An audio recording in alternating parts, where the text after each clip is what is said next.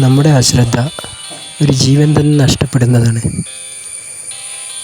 ചെറിയൊരു വ്യത്യാസം മാത്രം, അത് നമ്മുടെ മാത്രം അവകാശപ്പെടാവുന്ന തിരിച്ചറിവില്ലായ്മയാണ്. കാരണം